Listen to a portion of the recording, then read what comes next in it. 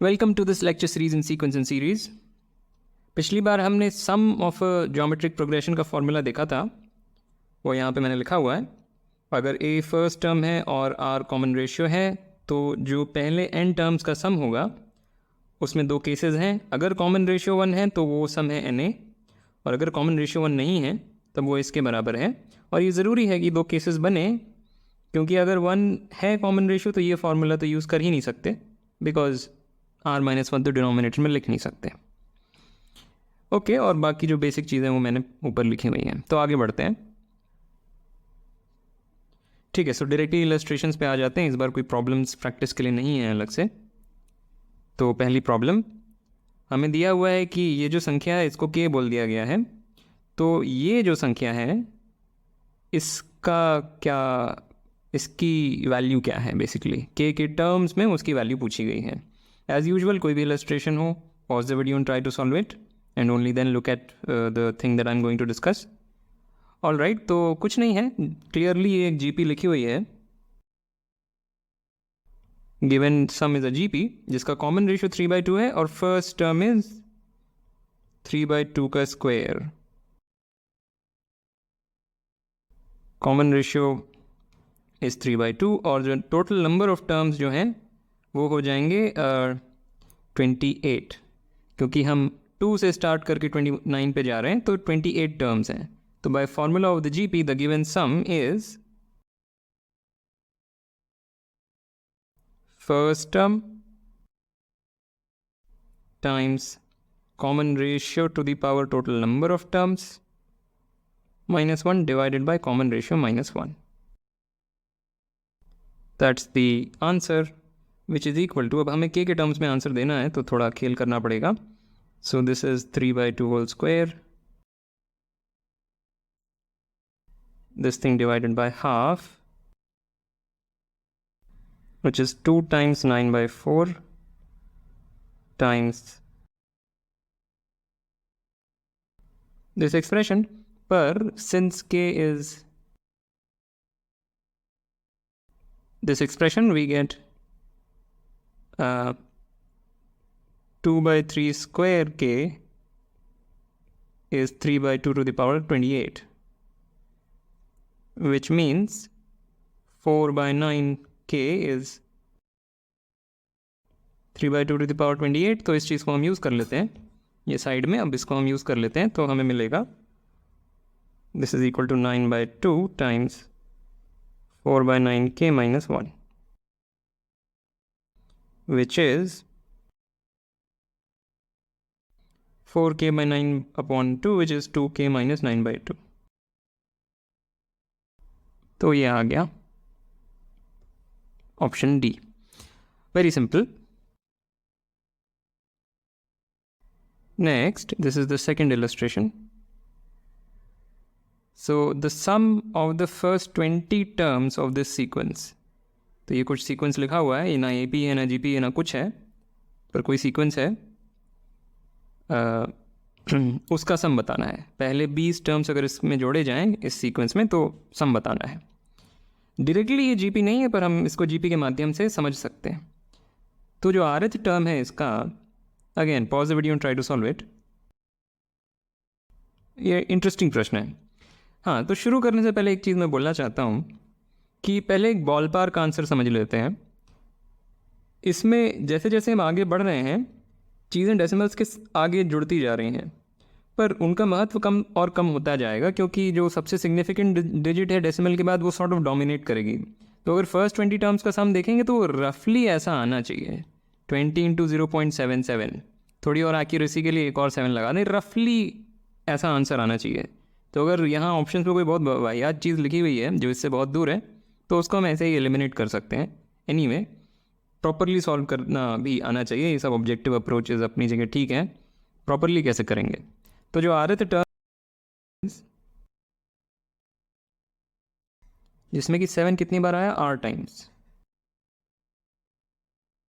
ठीक है, अब पॉइंट ये है कि ये जो नंबर हुआ, ये जो अजीब सा नंबर लिखा हुआ है, ये क्या है। दिस नंबर इज, जैसे 0.7 को हम लिख सकते हैं 7 × 10⁻⁻1, 0.77 को हम लिख सकते हैं 7 इंटू 10⁻⁻1 प्लस 10⁻⁻2, या ऐसे लिखने में शायद ना समझ में आ रहा हो, उतना स्पष्ट ना हो रहा हो। दिस इज 7/10, 0.77 क्या है, 7/10 प्लस 7/100 या 7/10⁻²। और एक और लिख देता हूँ, this is 7/10 plus 7/100 plus 7/1000 and so on. तो ये नोटिस करने के बाद जो rth टर्म है वो क्या बन गया, rth term is nothing but summation, right, ये summation which is the GP का सम, जिसमें कि जो फर्स्ट टर्म है वो है 7/10, कॉमन रेशियो इज 1/10 और number of terms is r। तो जीपी का जो सम का फॉर्मूला है वो लगाया, तो ये चीज़ मिली which is what, which is equal to, directly लिख देता हूँ, this is I think coming out to be 7/9 1 माइनस 10⁻⁻r, बेसिक अलजेब्रा। ठीक है, अब हमें करना क्या है, sum of the first 20 terms निकालना है, तो दैट इज दिस एक्सप्रेशन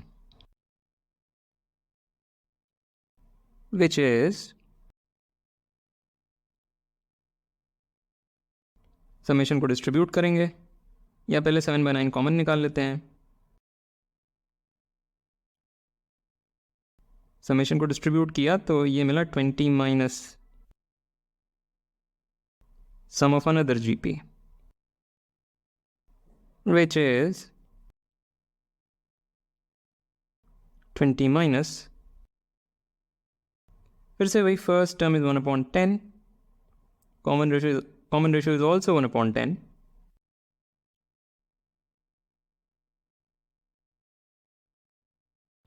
अब यहाँ थोड़ी मेहनत करनी पड़ेगी, so this thing is nothing but, यहीं पे चेंज कर दूँ क्या, ऐसा करते हैं, दिस इज इक्वल टू, यहाँ पे ले आते हैं, is equal to this which is equal to that, और अब ये जो चीज़ लिखी हुई है इसको सिंप्लीफाई कर रहा हूँ बस, 7/9 20, और यहाँ पे आएगा प्लस 1/9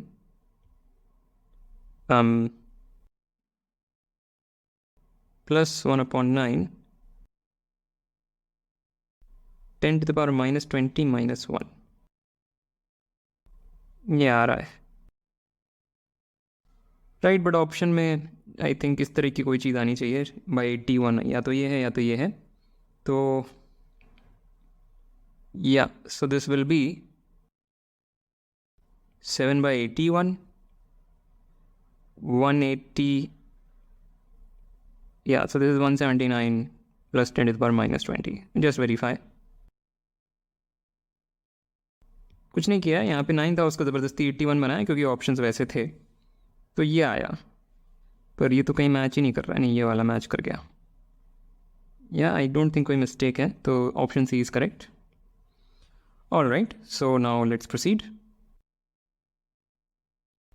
ओके, तो इस बार कोई अलजेब्राइक सम है, अगेन डायरेक्टली ना ये कोई एपी है ना जीपी है, पर ज़बरदस्ती आई थिंक थोड़ा सा मेहनत करेंगे तो ये बन जाना चाहिए, क्योंकि केवल स्क्वायर्स लगे हुए हैं। तो लेट्स सी, rth टर्म लिखते हैं, देखते हैं क्या होता है। This is the third illustration by the way. So the rth term is this thing, पर what is that? This is equal to x to the power 2r plus 1 upon x to the power 2r plus 2. So rh term इतना बुरा नहीं है, therefore the sum to the first n terms is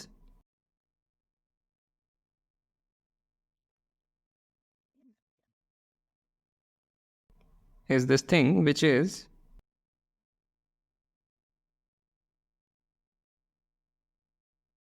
right, ये sorry ये 2n होना चाहिए, this is 2n, कुछ नहीं हुआ है, बस समेशन को डिस्ट्रीब्यूट किया, this 2 is getting added n times, तो यहाँ पे 2n आ गया।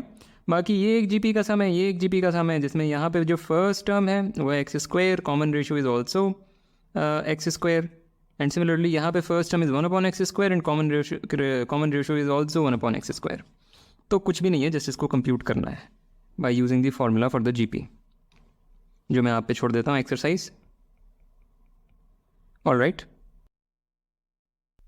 नेक्स्ट हमें एक जीपी दी हुई है जिसका कॉमन रेशियो आर बोल दिया गया है। हमें शो करना है कि ये जो सम है वो इस चीज़ के बराबर है। अगेन ये कोई एपी जीपी कुछ नहीं है, पर फिर भी या before I say anything pause the video and try to solve it. बहुत ही सरल सवाल है। आरथ टर्म लिखते हैं फिर से। Rth term is what? 1/, AR square plus AR plus 1 का स्क्वायर। पर आरथ टर्म है क्या? फर्स्ट टर्म के रिस्पेक्ट में और कॉमन रेशियो के रिस्पेक्ट में लिखें, पर ये आर बड़ा गड़बड़ है। केथ टर्म करना पड़ेगा क्योंकि कॉमन रेशियो आर है। पिछले प्रॉब्लम्स में ये गड़बड़ नहीं हुई क्योंकि कॉमन रेशियो आर नहीं था कभी भी।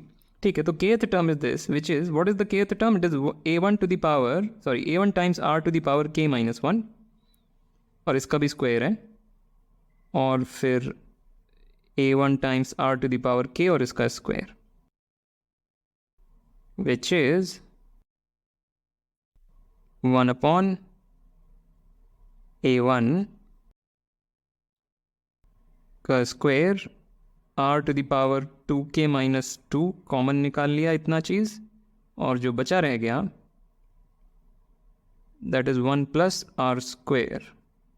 जस्ट वेरीफाई, कुछ भी नहीं है, राइट तो ये चीज़ तो कांस्टेंट है। This is just common ratio पर डिपेंड करने वाली कोई क्वांटिटी, तो बेसिकली इस पे ही सम मैटर करता है। So therefore this summation first in terms, this is this summation,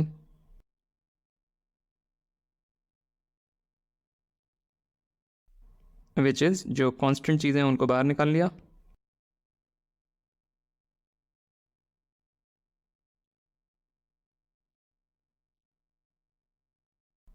तो ये चीज़ आई, और इसको हम जोड़ सकते हैं, पर थोड़ा साइकोलॉजिकल बेनिफिट के लिए, मानसिक स्वास्थ्य के लिए इस चीज़ को हम ऊपर लिख लेते हैं। तो ये -2 यहाँ से हटा करके मैं यहाँ पे लिख देता हूँ। कोई फ़र्क नहीं पड़ा, बट थोड़ा अच्छा हो जाता है देखने में। और अब ये जीपी तो लिखी हुई है, दिस इज़, तो ये क्या है? This is equal to first term is 1/R square, common ratio भी 1/R square, number of terms is n, इसके बराबर है। और कुछ कुछ वैसा ऊपर दिखाई तो पड़ रहा है, पर पूरी तरह से नहीं दिख रहा है। चलो देखते हैं। So this is equal to,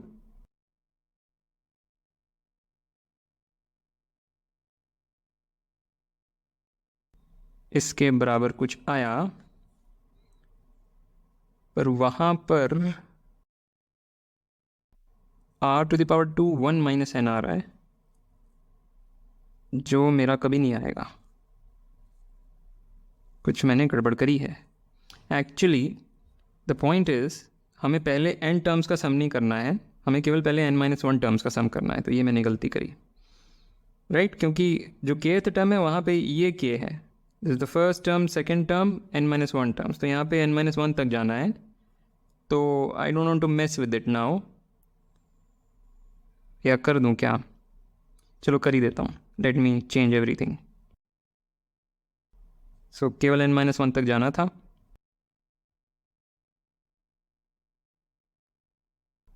और अब सब कुछ सही आ जाना चाहिए।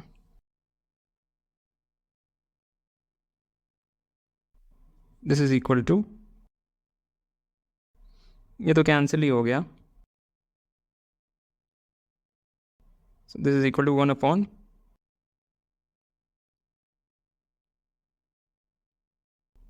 और इसको मैं लिख दूंगा 2 to the power 1 minus n, sorry R to the power 2 times 1 minus n, और ये हो गया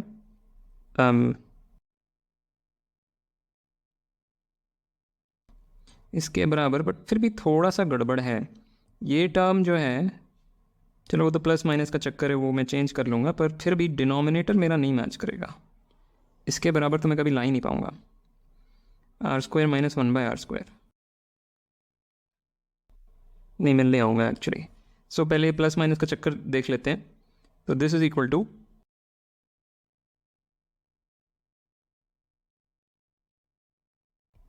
इसके बराबर कुछ नहीं किया है, बस ऊपर -1 और नीचे -1 से मल्टीप्लाई किया, सो दैट मेरा ये चीज़ तो कम से कम इससे मैच हो गई।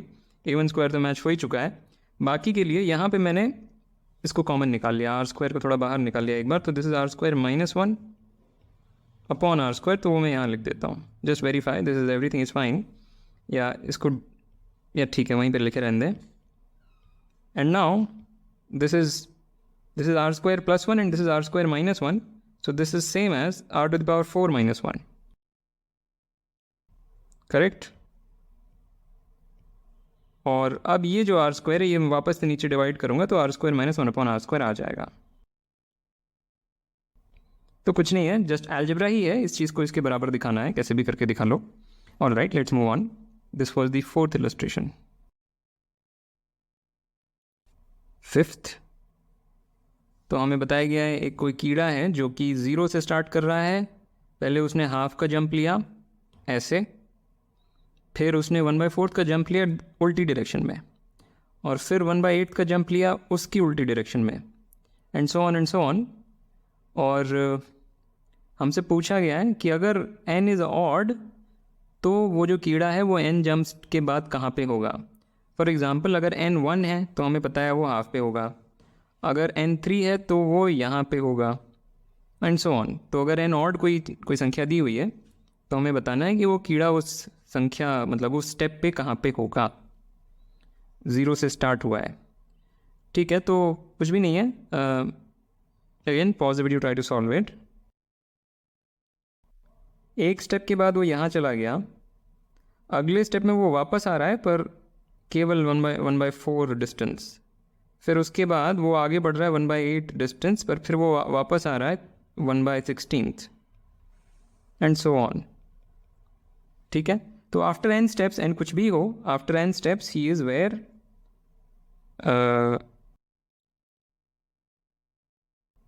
n स्टेप्स के बाद वो यहाँ पर है। तो ये जो ऑल्टरनेट प्लस माइनस चल रहे हैं उसको एडजस्ट करने के लिए ये लिख लिया है। और बाकी हाँ, बाकी ये जो हाफ के फैक्टर वो यहाँ पे एब्जॉर्ब हो गए, पर इसको फिर भी थोड़ा सा और डिफरेंटली लिखते हैं। This is equal to, minus बाहर निकाल लेता हूँ, एक माइनस बाहर निकाला, और this is r from 1 to n 1 upon -2 to the power r। ये बस इसलिए किया क्योंकि ये अब एकदम GP जैसा लग रहा है, पहले नहीं इतना लग रहा था। This is not exactly looking like a GP even though it is a GP का सम। तो अभी एक GP है जिसका common ratio is 1 upon -2, starting term is again 1 upon -2, तो this is equal to what, this is equal to minus first term common ratio to the power n और common ratio -1। Okay, so this is equal to half, sorry ये तो गायब ही हो गया, this is equal to half 2 to the power -n, या rather -1 to the power n,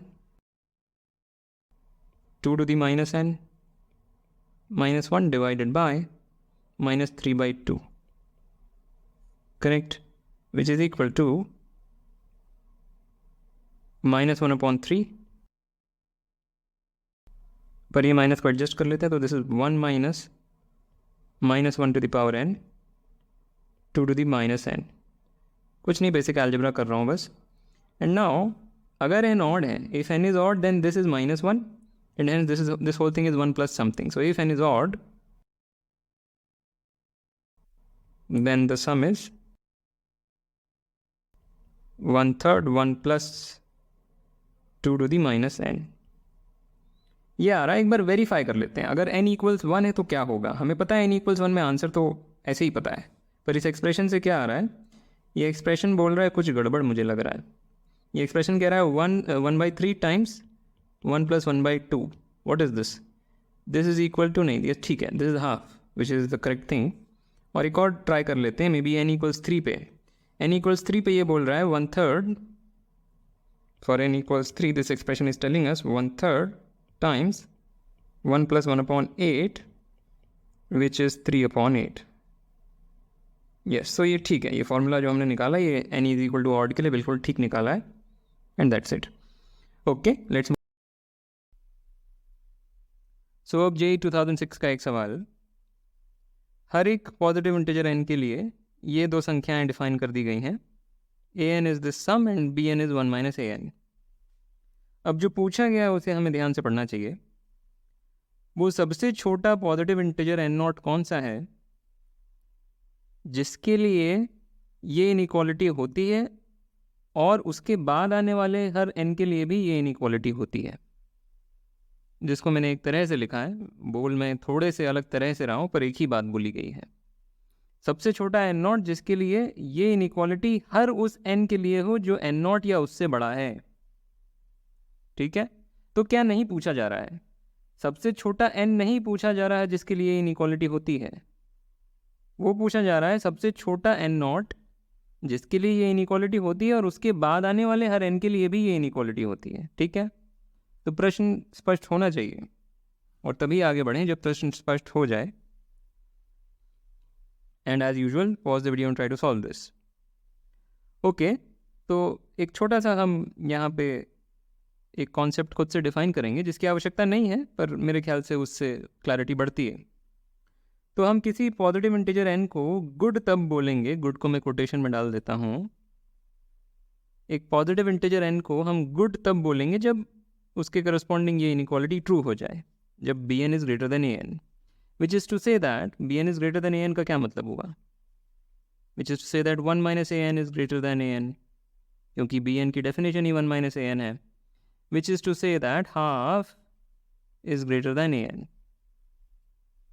right, so n is good if half is greater than an. तो ये एक परिभाषा हो गई और अब प्रश्न को जस्ट रिकास्ट कर रहे हैं, वापस से व्यक्त कर रहे हैं एक दूसरी भाषा में कि हमें सबसे छोटा n0 बताना है सच दैट हर n जो n0 से बड़ा या उससे जो n0 के बराबर या उससे बड़ा है गुड है. सबसे छोटा n0 सच दैट n0 तो गुड है ही सही, उसके बाद आने वाले सारे n भी गुड हैं. ठीक है, तो यही है प्रश्न. ओके, तो अब इसके साथ हम क्या करेंगे, हम इसको हल करने के लिए क्या करेंगे, पहले हम जितने भी गुड n हैं उनको कैरेक्टराइज कर लेंगे. एक बार वो कैरेक्टराइजेशन हमारे हाथ में आ गया फिर तो बहुत सरल है. तो वो कैरेक्टराइजेशन करने के लिए हमें क्या करना है कि n is good if and only if. पहले तो an निकाल लेते हैं. What is an? an is this geometric sum. Right, an एक ज्योमेट्रिक सीरीज है जिसका कि first term is 3/4 and the common ratio is -3/4. Correct, और जिसमें कि n टर्म्स हैं, क्योंकि this is power 1, this is power 2 and so on up to power n. तो ये n टर्म्स की एक ज्योमेट्रिक सीरीज है जिसका कि फर्स्ट टर्म हमें पता है, कॉमन रेशियो पता है, तो हम उसे लिख सकते हैं. So this is first term times common ratio, जगह थोड़ी कम है, first term times common ratio to the power n -1, common ratio -1. तो बेसिक अलजेब्रा करने के बाद ये क्या बनेगा? This will be 3/7 1 minus, I think यही आना चाहिए, क्योंकि ये जो माइनस साइन है मैंने ऊपर नीचे माइनस से मल्टीप्लाई कर दिया तो न्यूमरेटर ये बन जाएगा और डिनोमिनेटर विल बी 7/4, बट वो 4 इससे कैंसिल हो जाएगा वगैरह वगैरह. तो ये तो just basic algebra. This is the expression of an.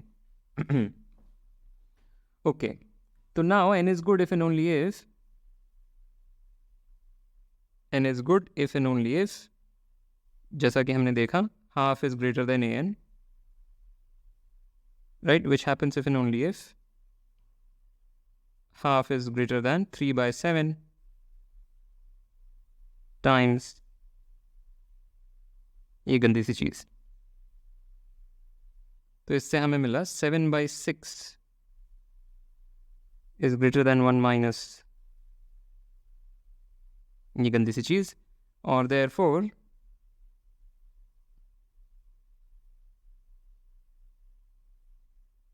ये क्राइटेरियन है, पर इसको हम और थोड़ा सुधारेंगे। तो यहाँ से एक चीज़ दिखनी चाहिए कि अगर n हमारा इवन हो जाए तो ये -1 है, सॉरी n अगर इवन हो जाए तो ये +1 है, and therefore this is -1 and therefore this whole thing is a negative quantity. तो अगर n इवन है तो ये एक नेगेटिव क्वांटिटी है, और उसके लिए ये इनइक्वालिटी तो ट्रू है ही सही, क्योंकि लेफ्ट साइड इज़ पॉजिटिव। तो अगर n इवन है तो क्लियरली ये हो रहा है, and therefore n is good. तो यहाँ से एक डिडक्शन हम पहले ही तुरंत निकाल सकते हैं कि if n is even then n is good.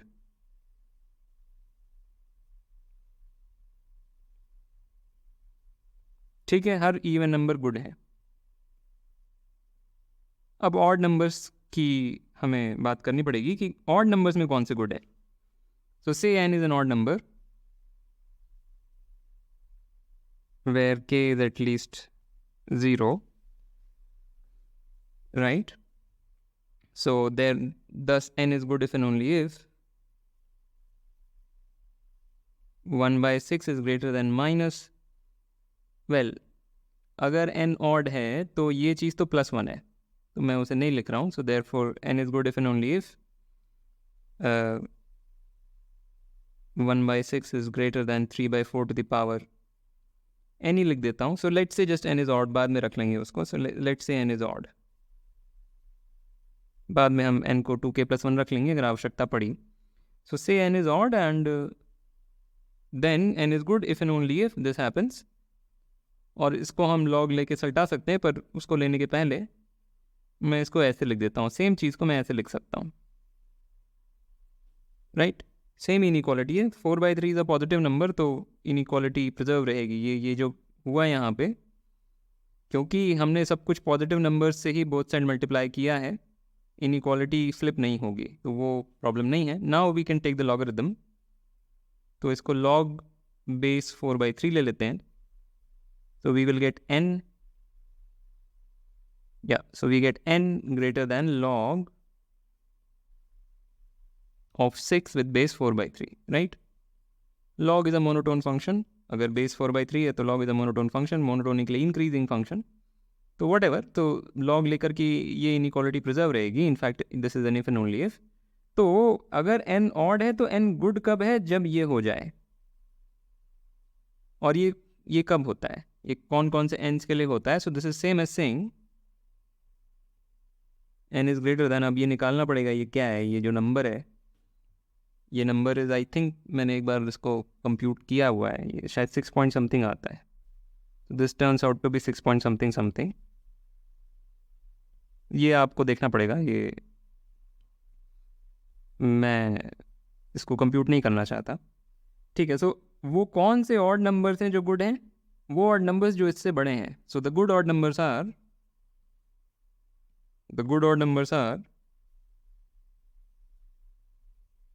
7, 9, 11, 13 and so on. ठीक है, तो ये जो हमारे दो कंक्लूजन है कि सारे इवन नंबर्स गुड हैं और ये सारे ऑड नंबर्स गुड हैं, तो हमारा कंक्लूजन क्या आया? The good numbers are good positive integers, I mean the good numbers are 2, 4, 6, 7, 9, sorry 6, 7 उसके बाद 8, 9, 10, 11 so on, right? 5 was not good. 5 is not an odd number which is in this list, so 5 was not good, 3 was not good, but सारे even good numbers थे तो वो तो लिखे हुए हैं। ठीक है, तो अब वो कौन सा स्मॉलेस्ट गुड नंबर है जो खुद तो गुड है ही सही और उसके बाद वाले सारे गुड हैं? वो नंबर है 6। 6 तो गुड है ही सही और उसके बाद जो आ रहे हैं सबके सब गुड है। 7 भी गुड है, 8, 9 सब कुछ सबके सब गुड है। 5 में वो प्रॉपर्टी नहीं है क्योंकि 5 खुद गुड नहीं है। 4 में भी वो प्रॉपर्टी नहीं है, 4 तो गुड है, पर 4 के बाद एक ऐसा नंबर है जो गुड नहीं है, नेमली 5, right? So your answer is 6। This is 6। And बस एक चीज़ जो इस सोल्यूशन में मैंने आपको नहीं बताई ठीक से कि ये नंबर क्यों 6 से थोड़ा सा बड़ा है, मेहनत कर लें, मैं नहीं करना चाहता। ठीक है, ओके, सो अब इसके बाद आखिरी सवाल, जेईई 2020 का एक सवाल। हमें दिया हुआ है एक sequence of positive integers, very important, positive integers, जो कि एक अरिथमेटिक प्रोग्रेशन है जिसका कि कॉमन डिफरेंस 2 है। फिर एक sequence of positive integers again दिया हुआ है जो एक ज्योमेट्रिक प्रोग्रेशन है जिसका कॉमन रेशियो 2 है। पहले का कॉमन डिफरेंस 2 है, दूसरे का कॉमन रेशियो 2 है, और ये भी दिया हुआ है कि दोनों सीक्वेंसेस के फर्स्ट टर्म बराबर हैं और उसको नाम दे दिया गया है सी। अब हमसे पूछा गया है वो कितनी पॉसिबल वैल्यूज ऑफ सी हैं जिसके लिए ये इक्वालिटी ट्रू हो जाए किसी एक n के लिए। वो कितने ऐसे सी हैं जिनके लिए कम से कम एक n ऐसा हो such that this equality becomes true. ठीक है, अच्छा प्रश्न है, क्योंकि पॉजिटिव इंटीजर्स के बारे में है इसलिए अच्छा प्रश्न है, नहीं तो ये माइंडलेस अलजेब्रा हो जाता। ठीक है, देखते हैं। As usual pause the video and try to solve it. और मान के चल रहा हूँ आप इसी एग्ज़ाम का प्रिपरेशन के लिए ये वीडियो देख रहे हैं तो करना ही चाहिए pause. Anyway, so here is a solution. तो सबसे पहले तो इसको थोड़ा सा सुलझा लेते हैं फॉर्मूले लगा के। तो ये क्या है, ये जो चीज़ लिखी हुई है 2 टाइम्स A1, या ये जो सम लिखा हुआ है A1 plus A2 plus dot dot dot up to AN, ये AP के पहले n टर्म्स का सम है जिसमें कि फर्स्ट टर्म इज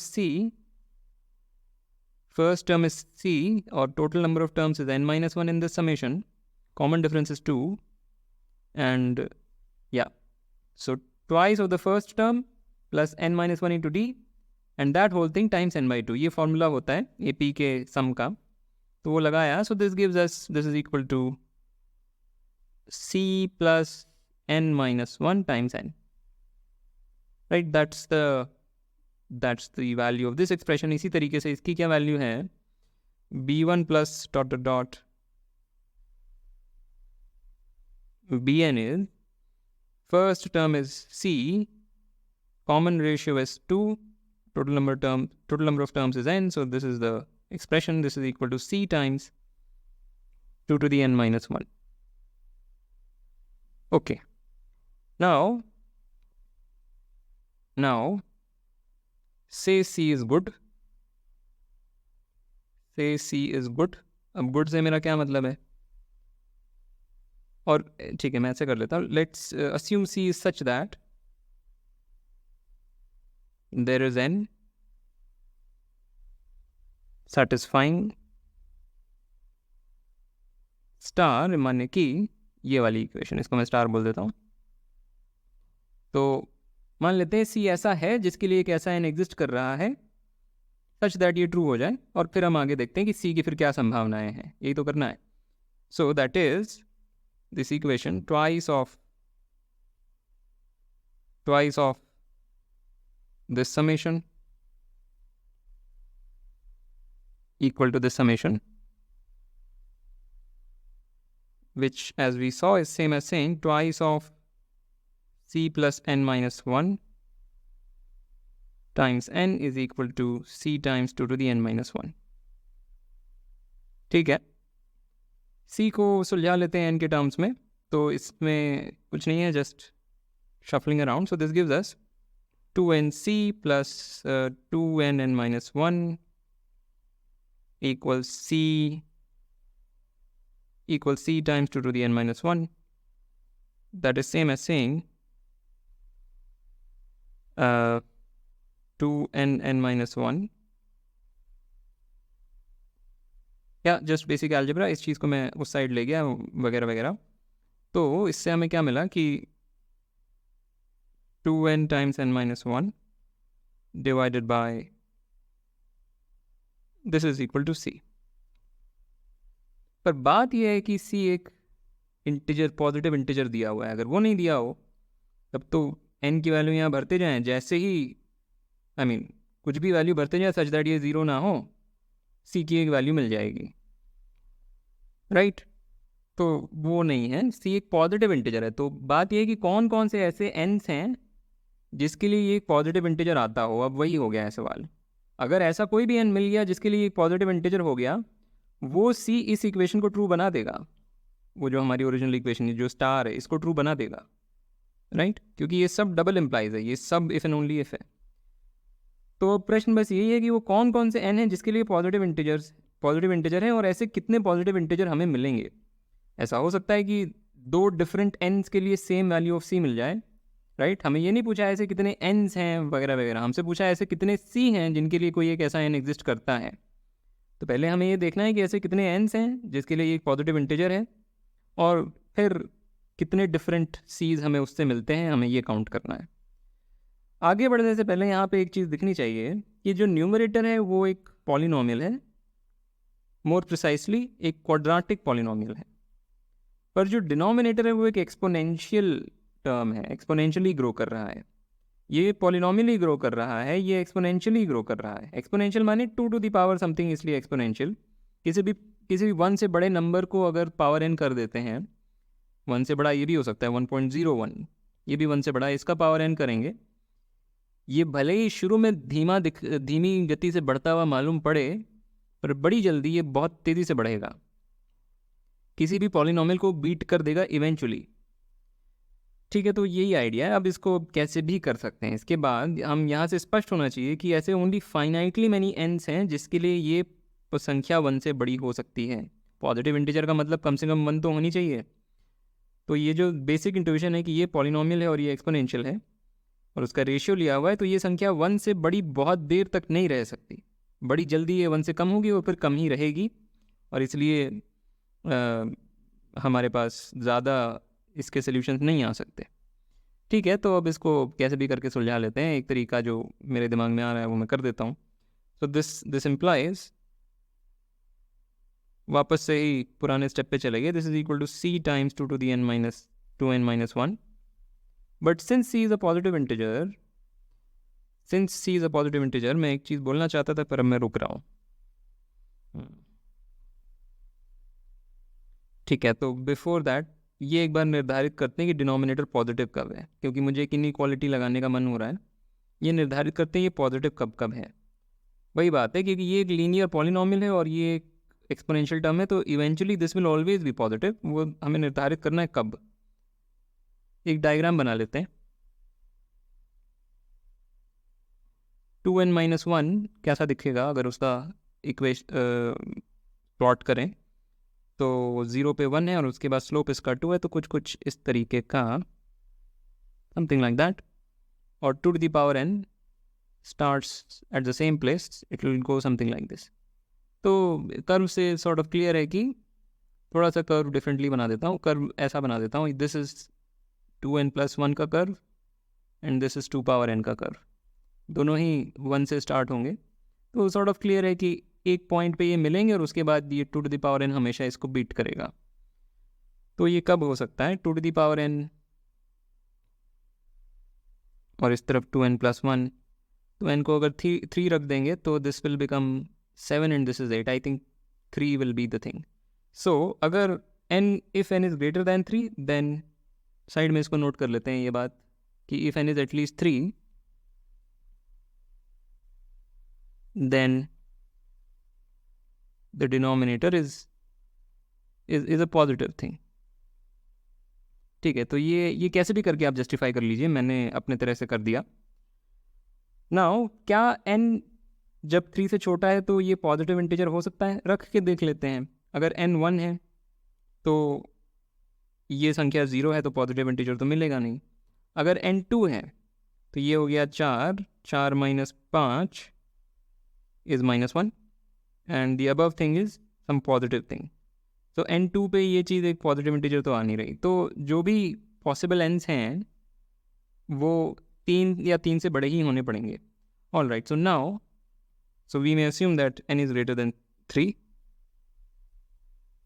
और इसको रिकॉर्ड कर लेते हैं। तो no such c, no positive integer c if n is 1 or 2। So we may assume that n is at least 3,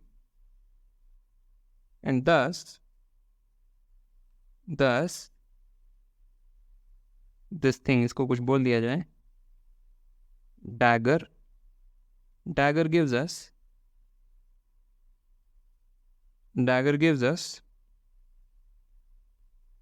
2n times n minus 1 is equal to c times this thing. पर क्योंकि ये positive है और ये भी positive integer है, I can just say this is at least, right. अगर ये नेगेटिव चीज़ होती तो मैं ये नहीं बोल सकता था. c एटलीस्ट 1 तो है ही, तो बस मैंने क्या किया कि दिस थिंग टाइम्स 1 लिख दिया है, पर अब वो ब्रैकेट लगाने की फिर आवश्यकता नहीं. तो हमें मिला कि अगर डैगर ट्रू, अगर मतलब डैगर से हमें मिला given that c is a positive integer कि ये इनइक्वालिटी है, that is this implies.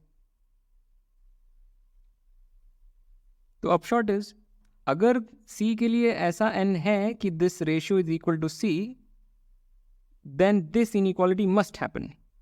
This is a one way implication, पर कोई बात नहीं. So 2n square minus 2n is at least 2 to the n minus 2n minus 1 which gives us.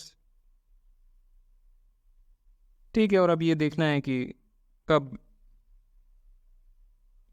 ये चीज़ true रहती है. तो इसको फिर एक बार ऐसे कर लेते हैं कि this is 2n square plus 1 is at least 2 to the power n, और इसमें भी वही बिहेवियर होगा. 2 to the n starts at 1 and grows very fast, and 2n square plus 1 also starts at 1, and let's say this is 2n square plus 1 का curve, and this is the exponential का, sorry ये उल्टा पुल्टा हो गया. exponential का curve कुछ ऐसा है. this is 2n square plus 1 and that is 2 to the power n. तो अगेन ऐसा कोई एक n आएगा जब ये दोनों मीट करेंगे. n could be, I mean जब मैं कर्व बना रहा हूँ तो n की वैल्यू में सिर्फ पॉजिटिव इंटीजर नहीं डाल रहा, तो कहीं पे ये मीट करेंगे, उसके बियॉन्ड ये इसको बीट कर देगा. Two the n will beat this guy. तो ये कब हो सकता है? अगर 1 रखेंगे तो ये दिस इज़ फाइन. 2 रखेंगे तो वेल हमें तो 3 से बड़े से ही मतलब है, एन इज एटलीस्ट 3, तो रखते जाएं. 3 के केस में भी ये बेटर है. 4 के केस में 16 to the 33 still better. 5, 25, 51, 32 still better. 6, 36, 70, 64 still better. 7 में ये this is something like this is in fact 98 and this is greater than that. So n at least 7 के लिए, this implies that n cannot be more than 7. In fact it cannot even be equal to 7. अगर n 7 या उससे बड़ा हो गया तो ये इनइक्वालिटी नहीं हो सकती. तो n 7 से बड़ा नहीं हो सकता. So therefore n is at most 6. इसको ऐसे लिख देता हूँ. So the candidate values of n's are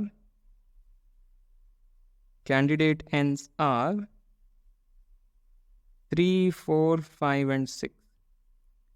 हम ऐसा नहीं कह रहे कि हर ये n वर्क कर जाएगा, क्योंकि ये सारी इम्प्लीकेशन वन वे इम्प्लीकेशन थे, राइट. जब इनइक्वालिटी लगाई तो वो इफ एंड ओनली इफ नहीं रह गया, वो इसके इक्विवेलेंट नहीं रह गया. ओके, तो अब इन 4 वैल्यूज़ के लिए हमें देख लेना है कि ये रेशियो एक इंटीजर देता है कि नहीं. ये जो रेशियो है डैगर में, ये इंटीजर देता है कि नहीं, तो वो एक एक करके देख लेते हैं. सो हमारे पास ये रेशियो है 2n times n minus 1 divided bye 8 तो है, हाँ. So for n equals 3, n equals 3, this gives us 6 into 2 divided by, which is 12. So that is an integer, great. N equals 4. 8 into 3 divided by 2 to the power 4 minus 9, which is 24. What is 16 minus 9? 7, I think. Yeah. So this is not an integer. 5.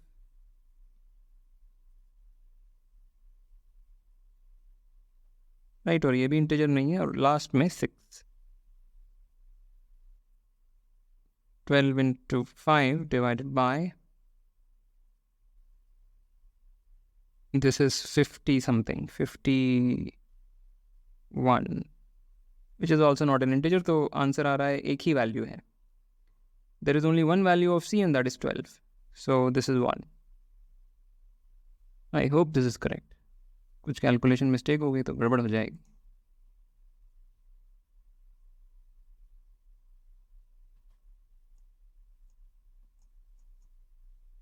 ठीक है, मेरा तो 1 ही आ रहा है, मैंने दोबारा से देख लिया. ठीक है, all right. So with that I want to end this lecture. As usual, like, comment, share, subscribe, and I will see you next time.